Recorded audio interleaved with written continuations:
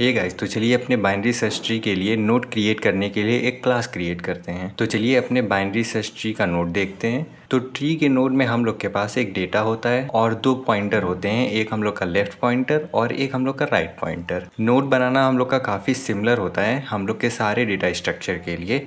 तो इसके लिए भी मैं एक क्लास क्रिएट करूंगा नोड नाम का, जिसके अंदर मैं 3 वेरिएबल क्रिएट करूंगा। सबसे पहले इन डेटा, उसके बाद नोड लेफ्ट, उसके बाद नोड राइट। जो ये तीनों चीज़ है वो हम लोग के एक बाइनरी सर्च ट्री के नोड के अंदर होता है।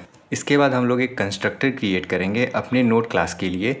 उसके लिए हम लोग नोड लिखेंगे और अपने नोड के पैरामीटर में इन डेटा को लेंगे और इस डेटा को अपने इस वाले डेटा में स्टोर कर देंगे। उसके लिए हम लोग this dot data equals to data लिख देंगे। यहाँ पे दिस डॉट डेटा हम लोग के इस वाले डेटा को पॉइंट कर रहा है और ये वाला डेटा हम लोग के कंस्ट्रक्टर वाले डेटा को पॉइंट कर रहा है। तो यहाँ पे हम लोग एक सिंगल नोड क्रिएट करने के लिए एक क्लास क्रिएट कर लिए हैं। तो चलिए अब अपने बाइनरी ट्री को क्रिएट करने के लिए भी एक क्लास क्रिएट करते हैं। उसके लिए हम लोग एक क्लास क्रिएट करेंगे public class binary search tree. अब अगर मैं यहाँ पे एक ट्री को विजुलाइज करूँ तो मेरे ट्री में काफी ढेर सारे नोड होंगे और वो एक दूसरे नोड को पॉइंट कर रहे होंगे और इसका जो सबसे टॉप नोड है उस नोड पे कोई भी डेटा पॉइंट नहीं कर रहा है। तो इसका हम लोग फायदा उठाते हुए एक रूट नाम का वेरिएबल क्रिएट करेंगे जिसे अपने टॉप नोड पे पॉइंट करवा देंगे, जिससे हम लोग को पता चल जाएगा कि हम लोग का ट्री इस वाले नोड से स्टार्ट हो रहा है। और इस वेरिएबल के कारण ये हम लोग का ट्री गार्बेज कलेक्टर से भी बच जाएगा। तो इसके लिए हम लोग अपने क्लास के अंदर वेरिएबल क्रिएट करेंगे नोड रूट नाम का, जिसे हम लोग बाद में पॉइंट करवा देंगे अपने सबसे पहले वाले नोड पे।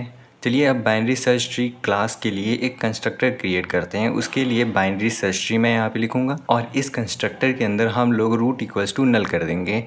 तो इससे क्या होगा कि जब भी हम लोग अपने इस बाइनरी सर्च ट्री क्लास को कॉल करेंगे तो ये हम लोग के लिए एक एम्प्टी ट्री क्रिएट कर देगा, जिसमें हम लोग का जो रूट वेरिएबल है वो नल को पॉइंट करेगा, यानी कि वो किसी भी नोड को अभी नहीं पॉइंट करेगा क्योंकि हम लोग का ट्री कम्प्लीटली एम्प्टी है। अब इसके अंदर हम लोग नोड को कैसे ऐड करेंगे उसके लिए हम लोग अपने नेक्स्ट वीडियो के अंदर मेथड क्रिएट करेंगे। तब तक के लिए इस चैनल को सब्सक्राइब करना ना भूले। Thanks for watching.